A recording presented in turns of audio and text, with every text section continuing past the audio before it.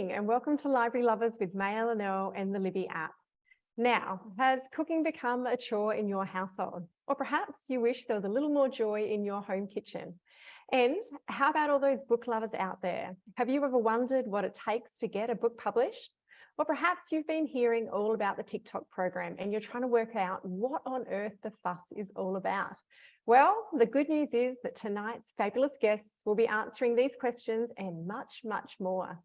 We'll be speaking with author, broadcaster, MasterChef contestant, sustainability advocate and consummate foodie, Alice Zaslavsky, plus Ali Watts, a publisher and editor with one of Australia's top publishing companies, Penguin Random House, and coming to us from Marion Libraries in South Australia, setting a very high benchmark for library social media platforms, we have Paula McFarlane. Now, if that sounds good to you, and it certainly does to me, then grab yourself a cup of tea and settle in for a fabulous night. I'm your host, Linnell. I'm a journalist. I'm the author of 4 rural romance novels with Alan and Unwin, and I'm passionate about books, baking, gardening, and libraries. Now, tonight's program is brought to you by Overdrive and the Libby app, plus your local library, bringing you digital content so you can access audiobooks, magazines, and ebooks, all from the comfort of your own device. I love hearing where you're tuning in from every month, what you're reading, any questions that you have for our guests. So please put any comments in the chat box and we'll try and get to them later. Now, if you have any glitchy problems with the chat box, then you can always send them through direct message as well. But I look forward to chatting to our guests and being in your company tonight. So let's get on with the show. Now, coming up first is award-winning author, Alice Zaslavsky. Alice's beautiful new book here, which is called The Joy of Better Cooking, has just come out recently with Murdoch Books Australia. And she's also a cookery columnist for the Weekend Australian magazine. She's a host of Saturday Breakfast on ABC Radio in Melbourne, and she's a culinary correspondent for ABC News Breakfast. You might also know Alice as a MasterChef finalist, and we are very thrilled to have you on Library Lovers tonight, Alice. Apologies for the rocky start. Technology, huh? Who can work with it? Oh, you're telling me, Maya. I am coming to you from Adelaide, and so I'm everything's going. It's from some random Airbnb. So please enjoy the background. But look, I've tried to make the place look homely. There's a pot plant for you on the couch. Say hello. That's fantastic. You've done a great job. I really appreciate that commitment. Thank you. Thank you for having me. No worries. Now, your beautiful book, The Joy of Better Cooking, is an absolute triumph of a book. And I love how it works on that principle that there's no pressure to be a great cook, but everyone can aspire to be a better cook. Now, for those who haven't had the pleasure of picking up this wonderful thick masterpiece, and I've just put a few sticky notes. These are ones that I've already cooked, and I haven't started highlighting all the ones that I still want to cook, because otherwise it'd just be, every page would have something on it. But for those who haven't picked it up, can you please give us a rundown, Alice? That is music to my ears, and it's also art to my eyes to see all of those little sticky tabs. There's nothing I like better than seeing cookbooks being used. And that's, I guess, the basis of why I wrote The Joy of Better Cooking, because the book that I wrote before this one, In Praise of Veg, was close to 500 pages. It's had over 100,000 copies in print around the world. And yet I would meet people that would say, I've got it on my shelf because it looks pretty, but I'm not good enough yet to cook from it. And so what I really wanted to do was create like a bridge, a gateway book that would make anybody feel like actually whatever cookbook you have on the shelf, you can pick it up and you do get better every time that you cook. So from easy to harder. So I noticed that some of those sticky tabs were sort of within the slapdash pages. Some of them were through the middle, the go-to kind of midweek meals. And then obviously all the way through to seriously good sweeties. And as far as I'm concerned, if it's not better than fruit, it's not worth making. So all of these sweeties are better than a bowl of cherries at Christmas. Oh, a bowl of cherries at Christmas. That is a very good analogy, because I was listening to the Rural Report on ABC Radio today, and they were talking about that cherry and how people just so look forward to them in that seasonality. But let's go back to that whole concept that you can have the different sections of the book that are for the confident cooks, for the ones that want to just slowly launch themselves into it. What is it like putting together a book that spans that real wide breadth of cooking ability, Alice? The key really is the fact that I've gotten to meet so many different cooks across my different roles. You sort of mentioned that I do things on the telly, I do things on the radio, I'm in print. So I'm always in uh, communication with my audience. And some of them are really confident cooks that have been cooking for decades. Others are just starting out, just dipping a toe in because they've just moved out of home. So I think being a democratic cookery writer means thinking about what a shortcut might be for somebody who's got very little time, or what a substitution might be for somebody who's got a limited pantry. So it's about removing barriers. And I think that that's one thing that we're all getting better at actually as cookery writers, because we have so much more access to our audience. So whether that is because they slide into our DMs on social media, or because they meet us in the street and they know what we look like. So they'll say, I cooked your buttered carrot curry and I loved it, and this is what I changed. And that's really exciting to me. Well, that's fantastic. That hands-on feedback from readers, you just can't really beat that, can you? I think as an author, no. I feel like that's the most unsung part of the job, hearing from people what they liked about the books and what they got out of it. That's it. And I actually asked friends of mine to find me friends of theirs who didn't know anything about me, and also counted themselves within that sort of bad cook or hating cooking camp contingent. And then I sat with them for one-to-one interviews and sort of for 1 hour, and talked to people who have an entirely different attitude to cooking and to food than I do, whether they see food as just fuel, or whether they are worried that they're going to poison their families or burn the house down.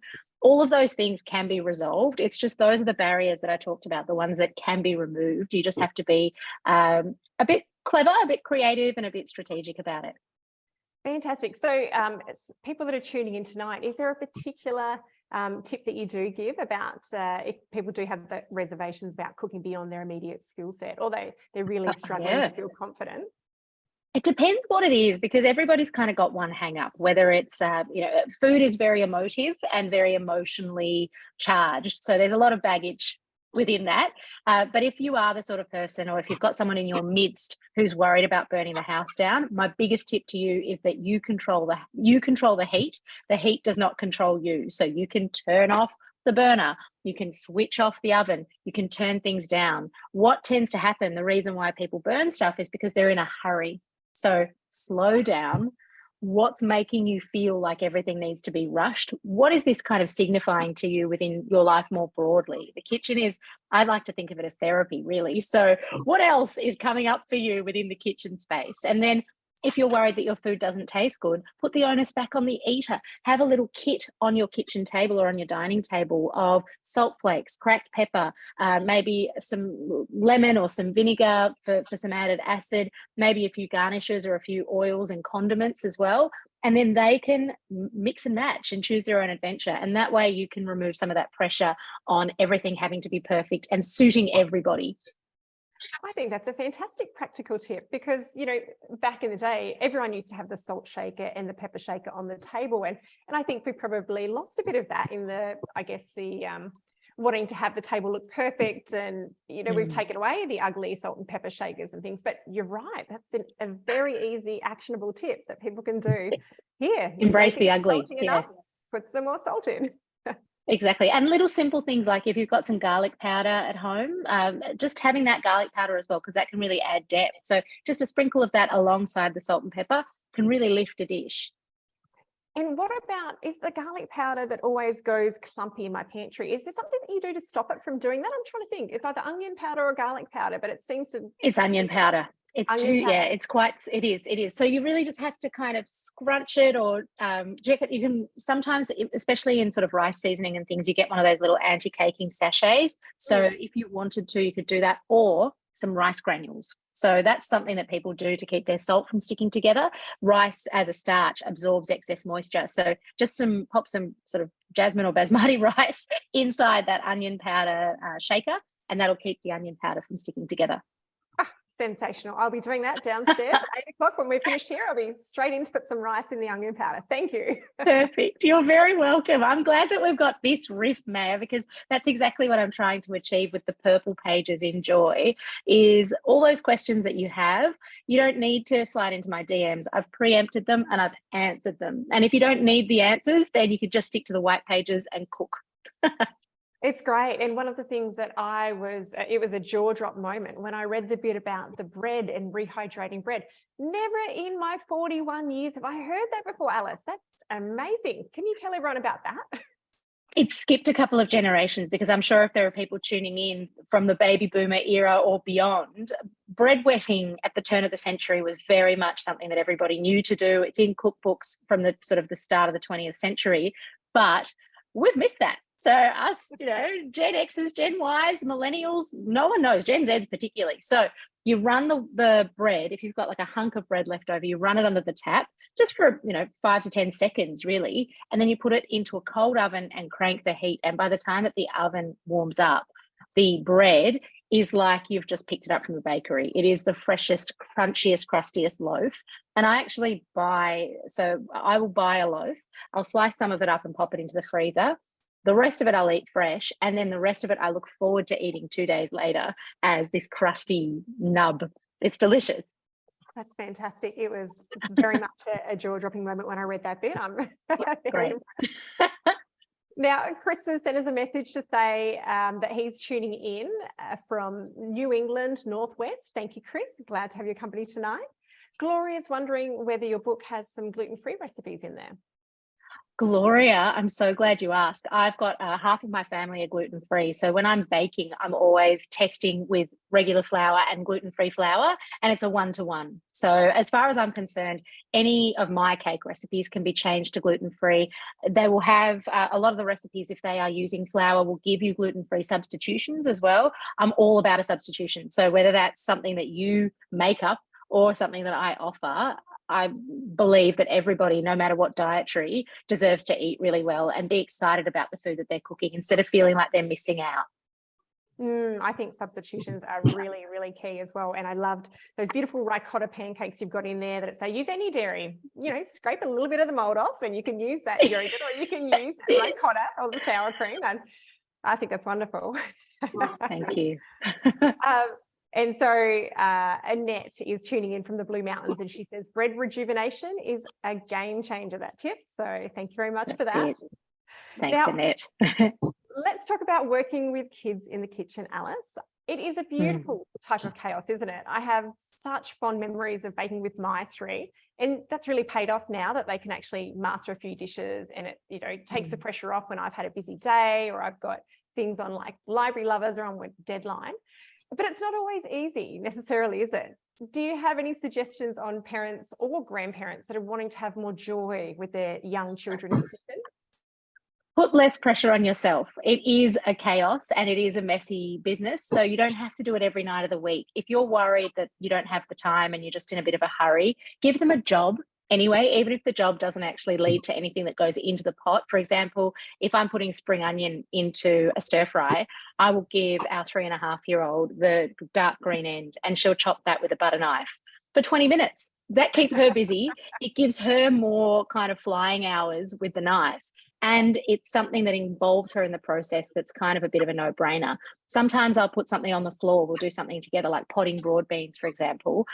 We don't have a learning table. You don't have to buy any special dibblewackies. She doesn't even have a special knife for kids. She's just got a butter knife, and she's graduating slowly to a paring knife. And she's 3.5 because it's about, I mentioned the flying hours. She's been using that butter knife since basically she could pick up and hold a fork. She was also using a knife. So it's pretty amazing and impressive what kids will do if you give them the chance.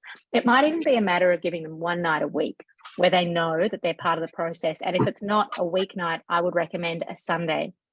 Make Sunday your family cooking day, whether it's something for breakfast that you make together, like those hot cakes, which I think are just so delicious and such a great way of teaching them about food waste, teaching them about science and ratios and proportions, getting them to stir something. And if you use gluten-free flour, they can't over stir it. So that's a great tip as well. and they will absolutely eat anything that they are part of creating. So it's a really fantastic way of encouraging them to eat widely as well. Oh, that's fantastic. I do find that, my kids, if one of them was chopping up mushrooms tonight, the other was chopping up bacon, and I had, one getting the pasta in the boiling water and checking how salty the thing is. And it is, they will eat bucket loads of little bits of capsicum and little bits of mushroom as they're doing it, and just quietly sneaking in the extra bit of veggies, and they don't even realize. I want them to realize, over time, I want them to know that actually vegetables are delicious, and they can be. And it's just about putting it in front of them and giving them those exposure points. I'm in Adelaide visiting family, and I was cooking with my 14-year-old niece today. And we were making my confit tomatoes from Impreza Veg. We had 2 boxes of Roma tomatoes, really speckly, kind of bruised, really mangy looking tomatoes. And she said, "Oh, that looks gross. I don't want to touch that." And I said, "Listen, by the time that you finish this, you'll want to eat this." So I taught her how to use a serrated paring knife, and we kind of chopped out all of the bruised bits, and then we blanched the tomatoes. We peeled the skins, we chopped them into sixths, and then we put them into the oven with garlic and olive oil and salt and pepper and a sprinkle of sugar to kind of fake a really ripe tomato. And I said to her that for the next few months, she'll think of me every time that she's making pasta or making bruschetta or just eating those tomatoes out of the jar. And I just think that that's something that they will always remember and always treasure. So it's like a gift that you're paying forward, because yes, it's hard when they're young, but as you mentioned, now they're actually really useful. You've got little mini sous chefs in the kitchen. Absolutely. Now, I'm a keen baker, and I'm a keen green thumb. And on Library Lovers, we always like talking about what's happening in the kitchens and the gardens of our guests, and myself as well. So I'd love to know what's happening in your kitchen or your garden at the moment. Obviously, you're across in South Australia at the moment, so you're not at home. No, so I am absolutely. So today I was in the kitchen, on my day off. I'm in my brother's kitchen cooking for hours. I'm talking 5 hours, I think. And in the morning, I visited a friend of a friend who helps to redistribute surplus food, which is how we ended up actually with those tomatoes, because he just had too many. And he was showing me in their garden, they're digging in old garlic and onion, into these fruit trees, around the fruit trees, to help with bugs, which I just thought was such genius. Back at home, we've got a couple of planter boxes, and we've got some dill and some coriander sprouting up. So we had some little baby potatoes the other day, sort of new potatoes with dill, and it's just the benefit of herbs, getting herbs and growing them and using those fresh herbs in your dishes makes such a difference. Yeah, I agree. It is baffling what some fresh herbs can do to really, really launch something that's a bit, average to pretty snazzy. That's it. They're the jewellery. Yeah, absolutely. Well, I want to show poppies. So these are what I've got growing in my garden, and I've got a whole different range of poppies. And I know that generally when I think of poppies before I was gardening, I used to think of these little ones, which are like the Flanders field poppies, but there's all sorts of poppies that people get. And this beautiful peony poppy, I'm quite tempted to save this. I always save the seeds to use in my garden the next year, but I wonder what would happen if I dried them and actually use them in cooking. So I wonder whether that's going to send me straight to the hospital emergency department. I might research that one a little bit further, but look at the report size back, of that. please. Thank you. So that's what I'm sharing from the garden at the moment. And they're one of those things that they will happily reseed, won't they? They just keep going and going and going. So a bit like coriander, really, that once it sets seeds, it wants to grow the next time around. Exactly. Let the weeds grow. Absolutely. Now, MasterChef was the springboard for your career, Alice. And you came from this career change of teaching to then doing all these wonderful things that are food related, with the broadcasting and the writing and the cookbooks and whatnot. What's something that we might be surprised to learn about being a contestant on MasterChef? Because a lot of people watch that show, and it'd be nice to know what goes on behind the scenes that maybe we don't see. I think the biggest surprise, there's a couple of things, because obviously I've spoken about MasterChef ad nauseum for a decade.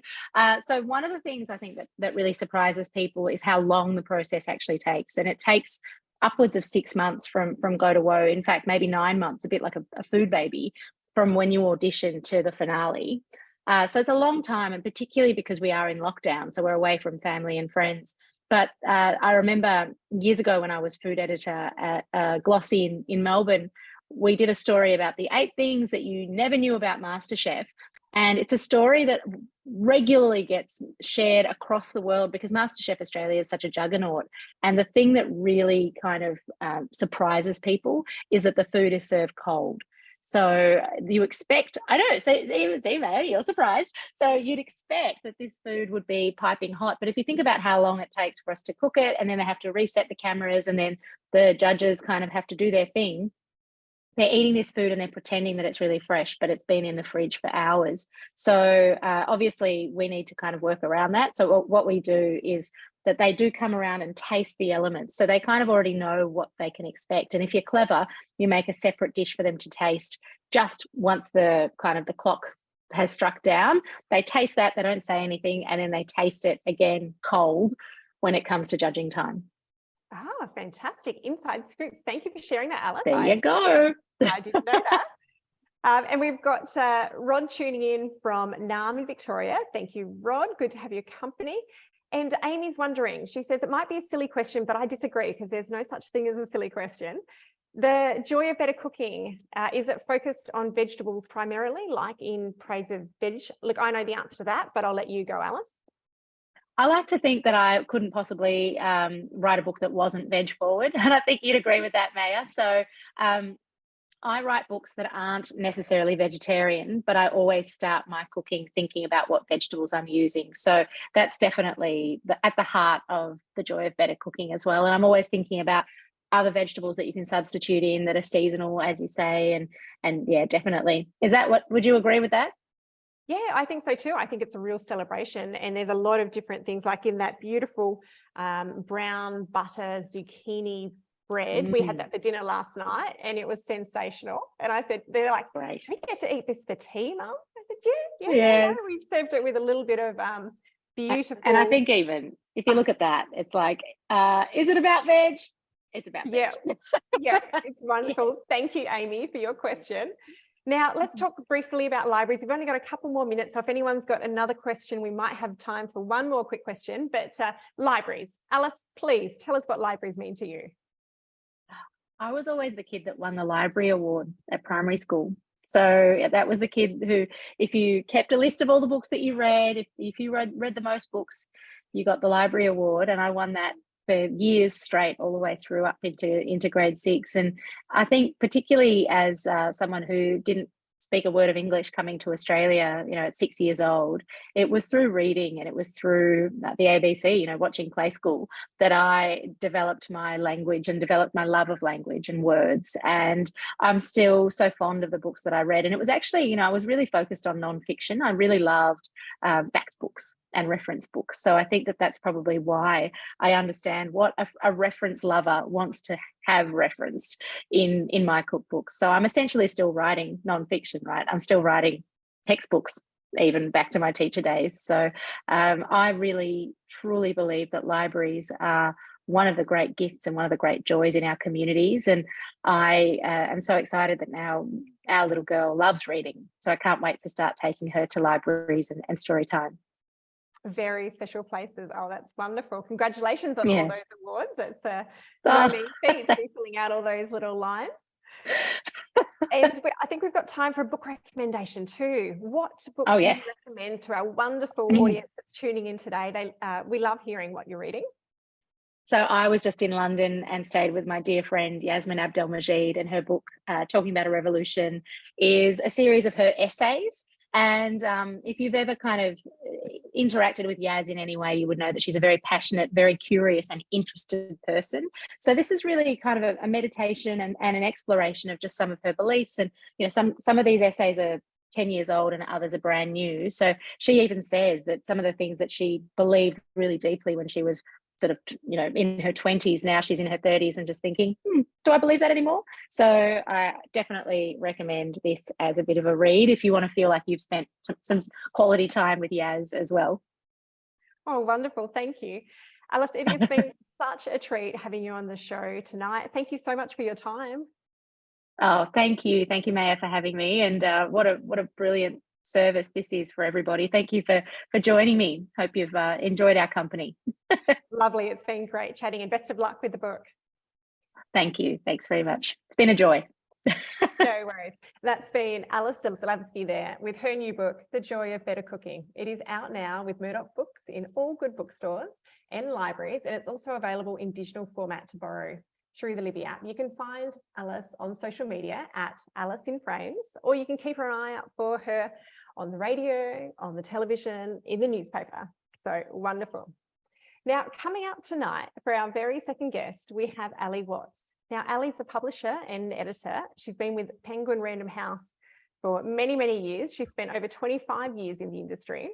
In that time, she has produced a vast number of fiction and non-fiction titles across all genres with some of Australia's most beloved and successful writers, including Monica McInerney, Fiona McIntosh, Kyle Perry, Sandy Docker, and many more. Welcome to Library Lovers, Ali. Oh, thank you very much. Thanks for having me. It's lovely to be here. Now, Ali, you're in Victoria like me. Can you tell us where you're speaking to us from tonight? I am tonight down in on the Mornington Peninsula, a lovely little beachside place called Mount Martha, where we've had an awful lot of storm damage, like so much of the country at the moment. So I'm sitting here looking out my window at just trees fallen down and just all this dirt washed across the driveway. We woke up on Monday morning to just chaos here. So my husband was out at 4 o'clock in the morning, sweeping away all the water from the front door on our newly renovated kitchen. The roof is all cracking and caving in, and there's water dripping through the downlights in the kitchen. So, you know, we were very lucky that our damage was really quite insignificant, really, in the scheme of things. And we've got friends in the neighbourhood nearby who have suffered much more seriously. And of course, just makes you think about the crazy damage going on all around the country right now. But other than that, other than the crazy storm we've had, it's a really beautiful part of the world to live in. And I work almost exclusively from a remote home office down here on the Mornington Peninsula, which is, as I say, a beautiful beachy place to live and spend time and read and publish books. Yeah, and I can imagine different plot points as you're working through editing different manuscripts. I'm sure they can be worked out along the lovely golden glossy sand. Oh, yeah, that's true. I do a lot of thinking in my walking time. I walk a lot and I drive quite a bit as well. And so a lot of that sort of back of brain thinking does happen when I'm out with my dog on the beach. Sort of thinking through, how am I going to tackle something today? Yeah, it's lovely. I get up really early most days and take the dog out before I do anything. And that's a really important part of my day before I get started, to just have that headspace away from the family, away from all the responsibility. And yeah, but I'd be lying if I said my books weren't ticking away in the back of my head. Look, I'm right there with you, Ali, because I'm out there early in the morning with the dog doing those beach walks. And there's so much thinking that goes on when you're not even specifically trying to work out a plot point, but those cogs keep turning, don't they? There's something about the legs moving and the fresh air coming in. And the other thing that's happened to me while I'm out walking and driving is the audiobooks. The audiobooks have transformed my life and my reading habits. I've got so many more books coming into my life as a result of just being able to read books or listen to books while I'm doing other things. So yeah, pretty much all my fun reading that I just do for pleasure these days is in audio format. Yeah, well, it is. It's so accessible. And that's why I got so excited to first be speaking with the team at Libby when they said they wanted to do this wonderful Library Lovers show, because I've been using Libby for quite some time and just mainlining books. And my children, I think we've got, everyone's, hacks into my account and goes through the books. And I've got one listening to a rom-com and one listening to a YA. And then I've got, a completely different thing as well. So they're very cool. Fantastic. Yeah, I've got two teenage kids who don't read much at all, but my daughter has just started, and so I'm finding some things crop up on my account as well. It's like, yay! If they can have it on a device, they're going to be so much more inclined to take it in. So yeah, I'm thrilled to see that she's dabbling on my account as well, and bring it on, I say. That is good. Now, we've had the pleasure, Ali, of chatting in person at several romance writing conferences, including this year in Fremantle, Western Australia in August. And I know that you're a real advocate for commercial fiction. Majority of your lists that you publish is in that commercial fiction genre. What is it about this genre that speaks so loudly to you? That's a really hard question. I don't know. I'm someone who's grown up with books. My mother was a children's book publisher, and my dad was an English teacher. So there was just books always in the house.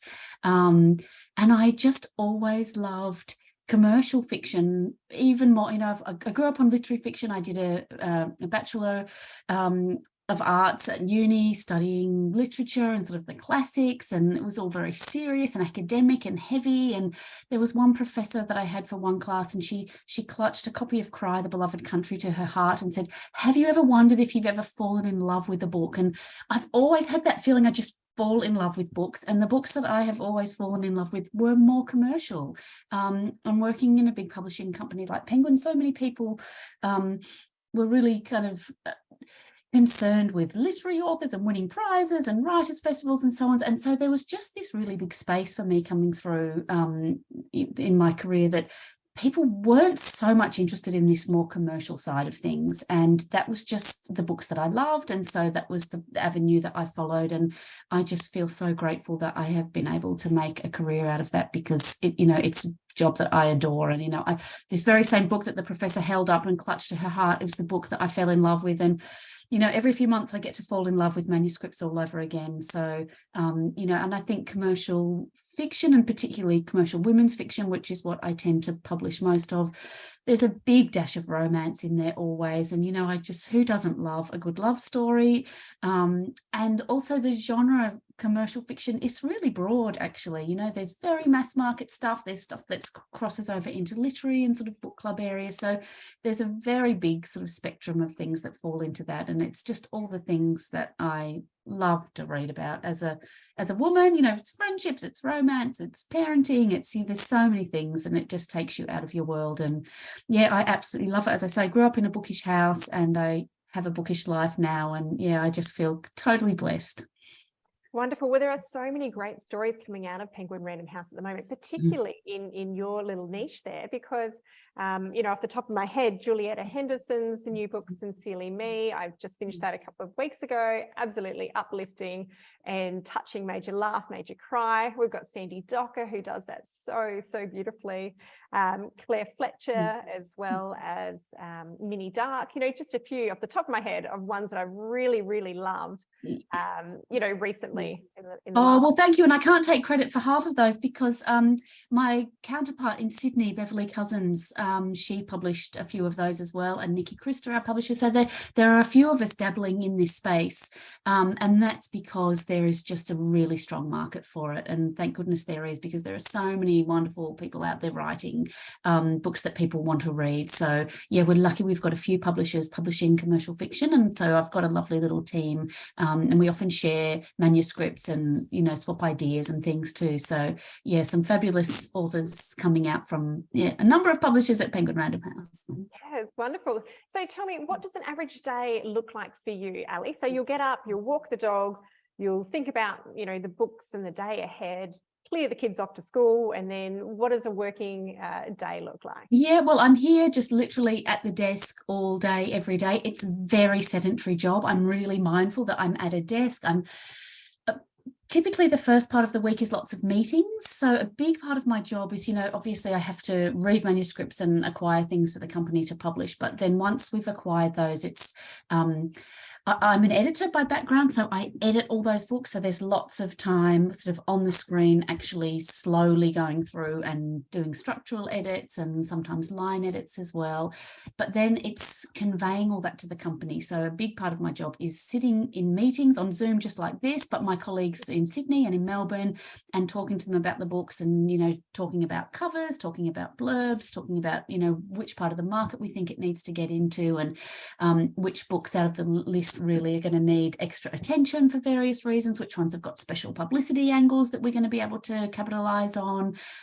So it's a lot of meeting time, actually. People think we probably sit around and just read all day, and actually we really don't. We're talking to people a lot of the time. I'm briefing designers and looking at covers, and then having conversations with them about it's not quite there, we need to do this. So there's a lot of talking and chatting to other people, but it's also, it's odd because it's kind of a sedentary, quiet life as well. I work, as I say, from this remote home office. It's a bit out of our Melbourne office. I've been into the office today, the big sort of head office in Melbourne today, but mostly I'm just at home doing this quietly, and my authors are spread all around the country.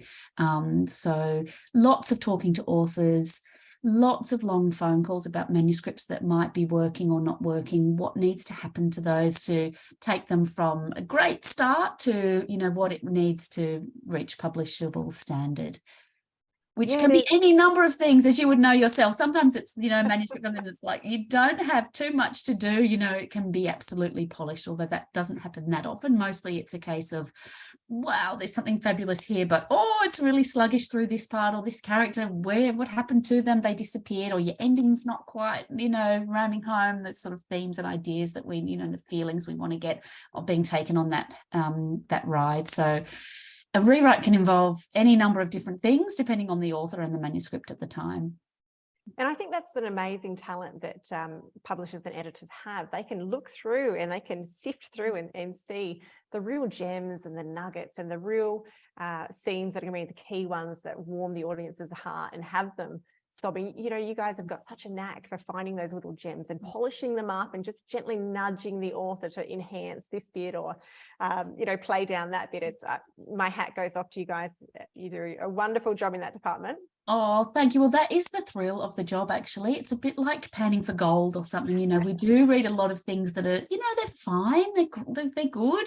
But when you get that one that's got the sparkle, the X factor, it can be different every time, but you just know it. It's like, when you're watching the X Factor or something and you just hear that voice and you're like, it's like that reading a manuscript. And when you see it and you've found someone who's got a really beautiful voice or a really exciting story, or it's thrilling. It really is absolutely thrilling. So it's a pleasure to be able to, spot that, be able to ring someone up or write them a letter and say, I really love what you've written, and I'd like to make you an offer for publication, and then help them sort of build that up to be the best it can be before we put it out to the world, because it's a pretty brutal marketplace out there. Retail is tough. It's really hard to get attention for debut authors.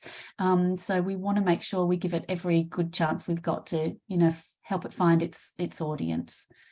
Yeah, which brings me to another point. How do people go about pitching to a big publishing house like Penguin, or, whether they think they've got something that's the next wonderful women's fiction story that you need to read? What's the way to go about it? Look, it is pretty hard, I have to admit, because, most people think they've got a story in them. And as soon as I say, I work in publishing, they say, funnily enough, I've got a manuscript. Would you like to read it? And someone like, obviously, Penguin, who's such a big, well-known brand, people think, I've written a manuscript, I'm going to send it to Penguin. And one of my very first jobs in the department when I just started out was managing all those unsolicited manuscripts. And there were thousands of them in a year. And it was at that point that we said, actually, we can no longer support these unsolicited manuscripts because there are just too many. So at present, Penguin Random House does not accept what we call unsolicited manuscripts. Authors need to find another way in, and they do. There are plenty of avenues for finding your way in, and it's going to sort of writing workshops or things where publishers are presenting. The Romance Writers of Australia, where we were recently, people can come along and have the opportunity to meet publishers and pitch to them. The Australian Society of Authors have great avenues in for pitching to publishers. So you'd sort of do, or obviously if you're truly talented and you get picked up by an agent, agents are able to submit things to publishers. But and some publishers, and I think Penguin still do this every now and then, have a kind of an open door, just on one day of the month or something. So the guidelines are on the website and they do change from time to time. But it's not that easy. It's not like it used to be when I was first starting out in the department, and anyone and everyone could just send their manuscript in, and there would be me processing the great big piles of manuscripts and sending them all back 3 months later, with rejection letters for the most part.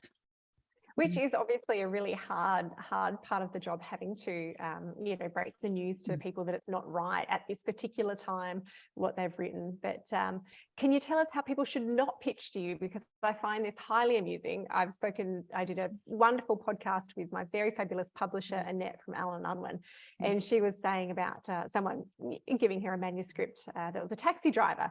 And I thought that was fantastic. So you've had a few people just, rock up and say, oh, I've got a manuscript, you're from Penguin, here we go, perfect match. Is there any particular story that stands out or any definite? Oh, well, it's funny you say the one about the toilet door, because the one that sticks with me more than any other was when I was quite a junior editor and I went away to John Marsden. He runs, the lovely writer John Marsden runs these writing retreats for aspiring authors. And I went along to one of these things, sort of so excited, and I got there and it was honestly like being mobbed. And I remember being in the cubicle of the ladies' toilets and someone putting their manuscript under the door. And I just thought, oh, this is just actually too much. And it can be really intense when you go to these sort of weekend retreats with aspiring authors or, romance conventions or whatever it is. People do get, quite panicked and thinking they need to have their moment with you. So I have learned over the years to make myself a little bit scarce, to make sure I'm staying in the hotel and that my room is just there and I can escape in the coffee breaks, because it is, people do get, as I say, a bit panicked and they think this is their one and only opportunity, and it's really not. If you're a talented writer, you're going to find your way through to a publishing person. So no need to panic. And give people this bit of space that they need, especially if they're in the ladies' toilets. Yeah. Very, very sage advice, Ali. Now, we've got a couple of quick questions. We've got a question from the audience. If Julianne's asking, what about a particular book or an author you've discovered? Because that would be certainly very exciting. Do you have I know that we're going to talk about book recommendations. Perhaps it's one of those stories. Yeah, well, I've got two actually, because it's like asking me who's my favourite child, and you can't possibly do that. But I've got two debut novels coming out at the start of next year, and both of them I'm just super excited about, because it's always lovely working with new authors because they're so excited. It's like, you get to ring them up and it's like, you don't say this, but you're really conscious that you're actually making their lifelong dream come true. So a beautiful manuscript arrived on my desk a few months ago, and it's this one here called A Man and His Pride by Luke Rutledge, who is a really gorgeous uplit story about a young gay man sort of finding his pride. It's all set in Brisbane against the same-sex marriage plebiscite. And it's, as I say, it's uplit, it's commercial. There's not a lot of this sort of diverse stuff in the commercial space. There's a bit more on the literary end, and the YA stuff is certainly really coming through strongly. We've had Heartstopper and the Song of Achilles, and there's a lot of this sort of stuff on TikTok, but for the sort of general adult market, and this is definitely an adult book. There's some sexually explicit content in there. I just think I can't think of a book that has been really fun and uplifting and heartwarming and all the things we love that is really filling a gap in this part of the market. So I'm super excited about Luke's book coming out for early next year. And the other one is coming out for January. This is called The Last Love Note. And this is by a most beautiful author called Emma Gray, who's written a few YA novels. And it's a rom-com, and it's a kind of a tribute to all the rom-coms you've ever read and loved. And best of all, it's an absolute heart tearjerker. I adore books that make me cry, and I sort of think if I have read a manuscript and I'm sitting there sobbing, I think, oh my gosh, we're going to be able to touch people with this story. And Emma's got her own very sad story of losing her husband at a young age, and so she's taken this sort of dark subject matter but built it into this beautifully uplifting romantic comedy about finding love again after being a really young widow. And the story is entirely fictional, but obviously because she's lived through something like this herself, she's been able to really draw on the emotions of that story. So both of those are books that I sort of clutched to my heart and thought, I've fallen in love with these books, and both of them as their debut authors coming out early next year. And that has been super exciting to work with both of them, because as I say, they're like kid in a candy shop, and at every stage of the project, I love my cover, and doing the blurbs and all the parts of it is seeing that author experience that for the first time. It's always thrilling and is what keeps the job so exciting as a publisher. Oh, wonderful, Ali. Well, we'll keep an eye out for Luke and Emma's books. Thank you very much for sharing those and giving us a bit of a sneak preview. Now, we're going to have to finish up, but before we go, can you please tell us what's happening in your kitchen or your garden at the moment? Oh, well, funnily enough, I was just listening to you and Alice talking about the salt and pepper shakers, because when I looked around my kitchen and thought, what is important in my kitchen? What I really wanted to bring was this great big canister of salt. Because it's like the most precious thing I have in my kitchen is just salt on everything. I'm a terrible salt addict. I put salt on peanut butter toast, and my family stand there looking at me. And I have got these beautiful Le Creuset black salt and pepper shakers that live on my kitchen dining table. And I think, who doesn't have the salt and pepper shaker they don't have? But I thought, I can't bring my salt and confess my salt addiction. So I bought this very unattractive, in fact, it just looks like a scrap of old dirty paper, which is what it is. But back in the old days of publishing, we used to have something called a dummy for every book we published, which was literally a blank book with just the white pages in between where there would be a photo section. But this book became a notebook of all my mum's recipes. I don't know if you can see that there. Oh, now I can. Just handwritten recipes handed down to me from my mum and my family. And throughout the years, you know, my colleague at work, her beautiful raspberry and white chocolate brownie recipe has made its way in there. And all the precious recipes for me that I love are just tucked in this scruffy old book. But, you know, if the house was to burn down, there would be look, the cover's fallen off, but it's just this beautiful, precious thing because it obviously holds all the recipes of all the cherished sort of family recipes. So, yeah, that's the most important thing in my kitchen other than my salt.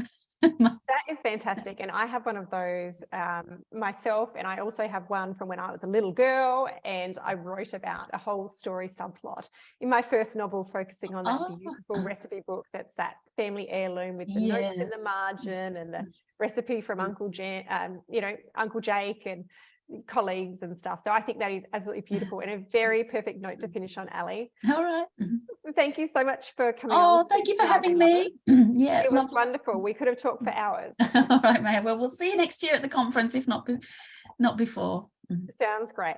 That's been publisher and editor from Penguin Random House, Ali Watts there. Now you'll find her name in the acknowledgement sections of very many books, plenty of which you can borrow for free from your local library using the Libby app.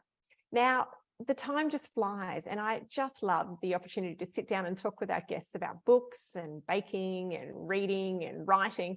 So we've got one more last very special guest for you tonight, coming to us all the way from South Australia. So we're welcoming Paula McFarlane from Marion Libraries. Paula, welcome to Library Lovers. Thank you so much, Maya. Thank you for having me. No worries. Now, for people who haven't had the honour of meeting Paula yet, Paula has been a lifelong bookworm and a passionate supporter of public libraries since she began working with them in 2009.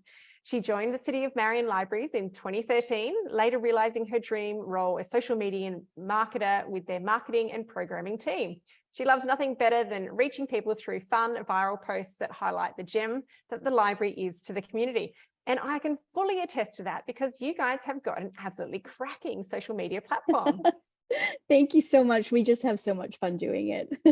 Oh, it's great. Now, to start with, can you tell us where you're talking to us from today? I was wondering whether that was one of those video mock-up accounts.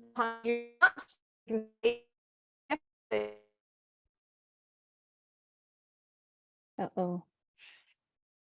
Am I still with you?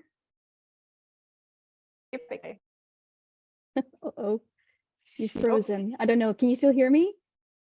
Yes, I can hear you, but it says... Oh my gosh, it was perfect the whole time you were talking to everybody else. And of course, now that I'm on it, it's froze. Yes, this is not a fake background. This is my backyard in the beautiful Coromandel Valley in the Adelaide Hills, which is the traditional lands of the Kaurna people. Beautiful. Well, it looks like a very nice spot to sit and do some reading. I can imagine you out there with a good book or three. Yes, that is me sometimes. That's right. Perfect. Now, tell us about your role at the library, please, Paula, and what your working day usually looks like. Sure. Yeah. Well, as you said, my role until very recently was in marketing and communications support officer. So it used to be a fairly not rigid, but day to day, it would be fairly predictable what I would do. So I would come in the morning and I would check our socials, check to see if there have been any comments overnight, respond to anything like that. And then I would go on to my Google alerts or my newsletters to check for any articles or links that I could share on our socials to do with books or authors or libraries, or really anything that I thought that our community might be interested in to post on our socials. And then library staff all have a customer service component to our role as well. So we all go on the desk and do what we love, which is serving our community. So I would have those shifts as well. And then I would spend some time planning, looking through, noticing trends, and then of course, filming and making content. And the most challenging part of that is really roping in the staff. Sometimes I would say to people that the staff would see me coming with my phone or my iPad and my tripod, and they'd like run in the other direction. Yeah, so then filming content and then scheduling stuff to appear on our socials. So that was until recently. And then last month, I've just started a new role as the lifelong learning coordinator. So that is heading up the programming team. So working with the team to decide on programming that we want to offer to the community, events, author events, everything from baby bounce and storytelling, to the adult author events. And so much less structured, many more meetings, but still lots of fun. Yeah, fabulous. And I love that fact that libraries do have all these different components and things happening for people, no matter how old they are, how much they wanted to be included. There's these beautiful quiet spaces as well for people, if they just want to do some work and get some stuff done. There's those beautiful jigsaw puzzles at some of the libraries and the Lego centers, and the things for kids and things for seniors, for tech, and everywhere in between. It's amazing, isn't it, that melding pot of all the different ages that are covered at libraries. Yes, that's right. We want everybody to be included. Yeah. Now, can you tell me something that you love about libraries, whether it's a memory from your childhood or whether it's something from your current role? Well, just like what we were saying, Maya, it's the fact that everybody is welcome at the library. I mean, if you think about it, what other place can you come to and spend as much time as you like without spending any money? So regardless of your gender, sex, race, socioeconomic status, we welcome everybody into our doors. And so I just think that that is such a special thing about libraries that is really unique. Absolutely. What about something that people might be surprised to find out about your job, Paula? Is there anything that people might not expect? I think that lots of people still think of libraries as really conservative, quiet places with, dusty books, and with like librarians who are really concerned about rules and overdues and shushing and all of that sort of thing. And libraries today are really a dynamic, vibrant hub for the community. And like I said, we want everybody to come into our doors. So I think that is maybe the biggest misconception about libraries is that we are a place for everybody. And I think sometimes people come into the library and almost kind of embarrassed or shy, and they'll be like, oh, I haven't been to the library in years, or they think of it as a bookish place, like maybe they're not smart enough to be in there or something like that. And I just would encourage anybody who is feeling that way or thinking that way, no, come into the library, come and talk to us. If you've got a question, if you don't understand how something works, the library staff are really friendly, and we want you to be in our spaces. So just come and have a chat. Oh, that's wonderful. And we've had a message as well from Chris, and he said it's really awesome being remote, rural, to be able to attend these online events. And, currently he travels 150 kilometres to attend book club and writers group. So thank you, Chris, for coming along, and we love putting Good on you. Thing.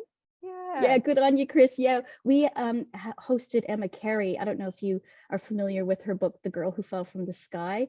Yes. Recently, yes. So we were lucky enough to get Emma at our libraries, and we were able to offer it as an online live streaming as well. And it was really great to see. We even had, I can't remember where the library was, but it was one of our rural libraries in South Australia. They hosted their own little event in their library where they projected our live stream into their library and had people, their patrons, come in and watch. So it was really fantastic to be able to offer things like that, and like what you're doing here, Maya.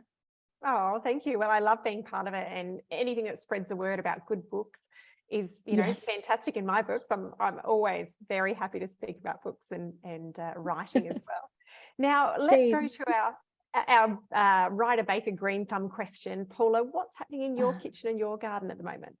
I was really kind of intimidated when you said you were going to ask me about that, because I'm not much of a cook or a gardener. My partner does most of the gardening, but I just thought I'd show you some of the beautiful roses that are coming up in front of my house. And then I noticed, I don't know if you can see my hydrangea back there, but it's just started to come out, but it's got so many buds on it. I'm just so excited to see what it's going to look like when they all come out. So that's what's happening around my garden.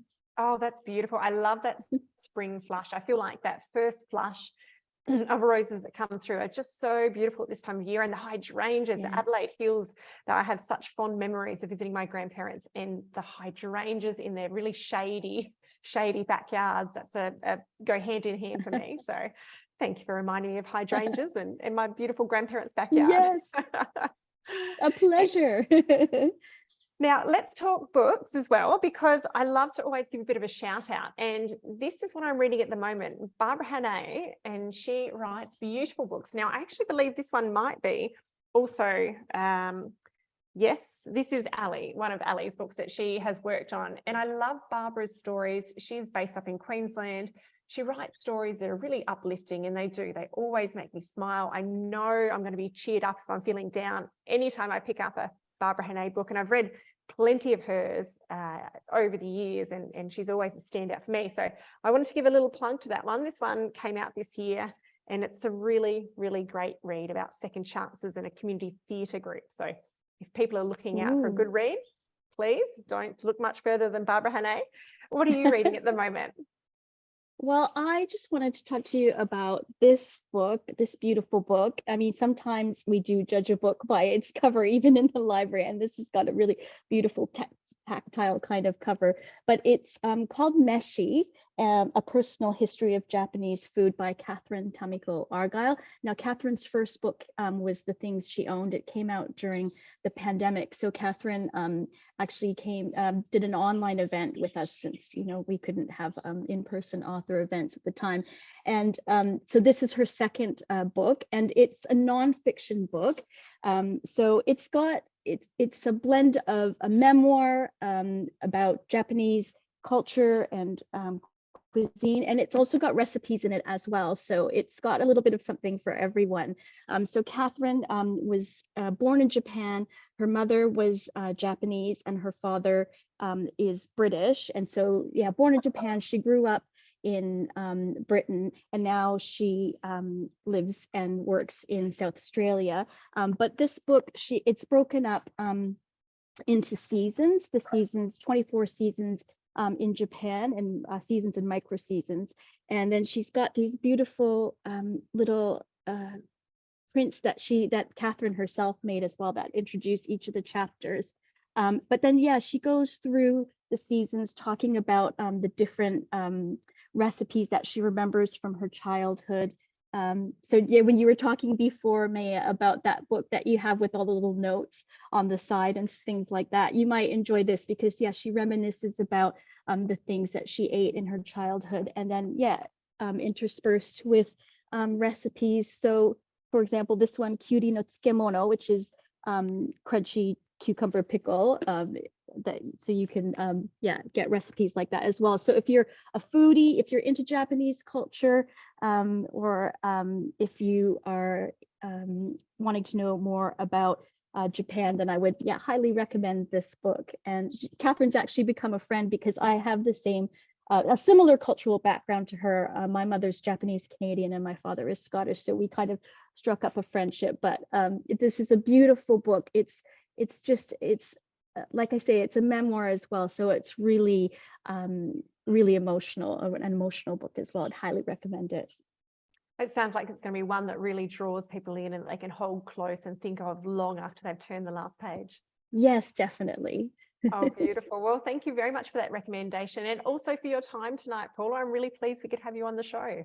Oh, that's a pleasure. Thank you so much for having me, Maya.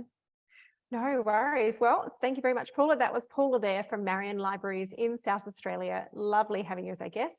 Now, we're just about out of time tonight, folks.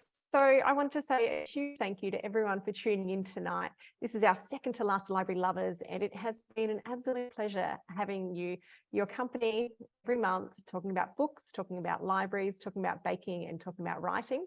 I also want to say a big thanks to our guest, Alice Zaslavsky, with her wonderful new book, The Joy of Better Cooking, Ali Watts from Penguin Random House, Australia, and Paula from Marion Libraries.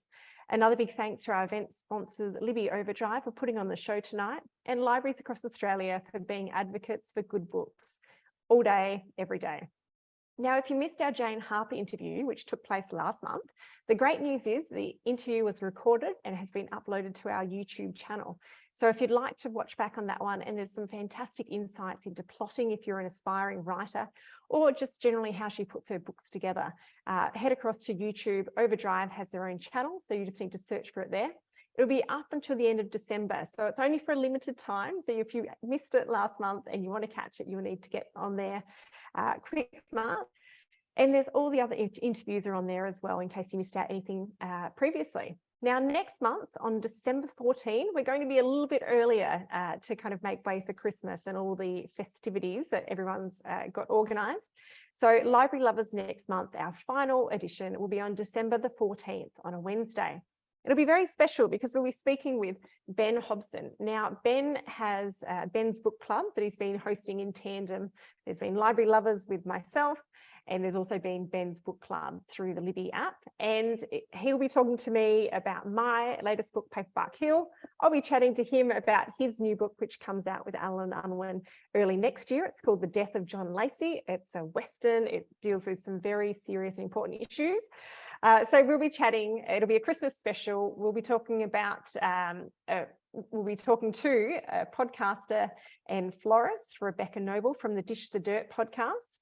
Now, that was a resource that I used quite heavily when I was researching my latest novel. So I'm really looking forward to hearing from her, and also chatting about not just podcasting, but what you can do in your own home to make your house festive and floral for Christmas. And we'll be talking with one of my very favourite local librarians, Christy from the Mount Gambier Library in South Australia, just over the border from where I am. Now, speaking of Ben Hobson, if you cannot wait a whole month for more bookish goodness, then don't miss Ben's Book Club next Tuesday, November the 22nd. And he'll be speaking with Craig Silvey, the iconic Australian author, talking about his new novel, Runt. So thank you very much for keeping me company tonight for Library Lovers. I've been your host, Maya Linnell. I've loved spending the last hour with you. If you'd like a little bit more writing, baking, gardening content, then you can sign up for my newsletter at mayalinnell.com. I'm just getting my summer newsletter ready now to send out in December with giveaways, recipes, and you can find me at maya.linnell.writes on Facebook and Instagram too. Thank you for your company. Stay well, stay warm, and read more books.